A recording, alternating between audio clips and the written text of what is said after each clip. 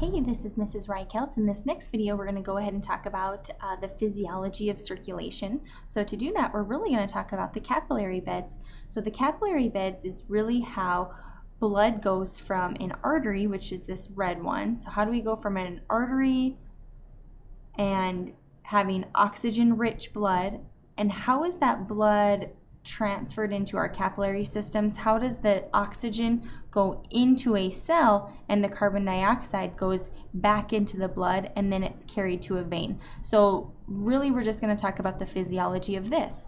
So the capillary beds are going to consist of two types of vessels. The first one are called the vascular shunts.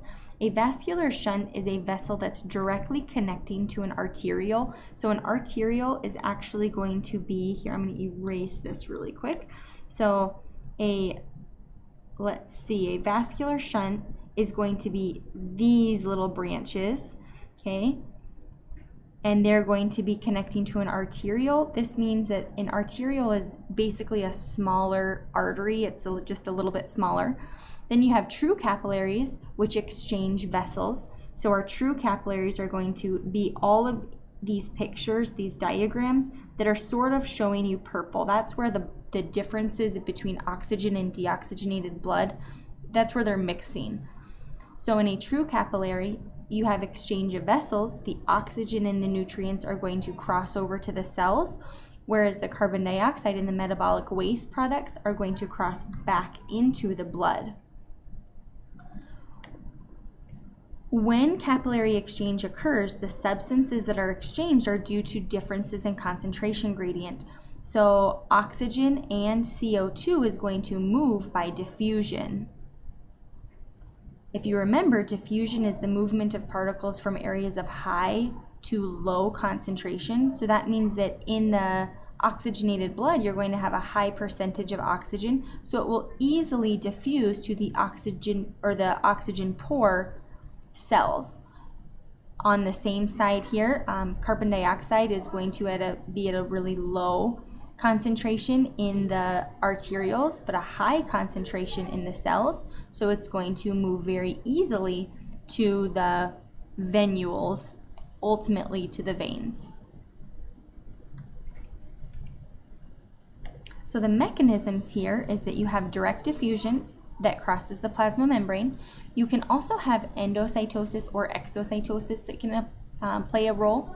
Some capillaries have gaps or intercellular clefts. The plasma membranes are not joined by tight junctions. Tight junctions, if you remember from first trimester, tight junctions basically hold cells together through leak-proof sheets, where these ones don't have that.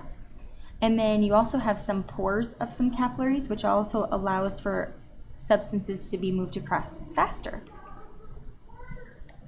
The fluid movements at the capillary beds, this is basically the diagram that explains all of this. So blood pressure is going to force fluid and solutes out of the capillaries.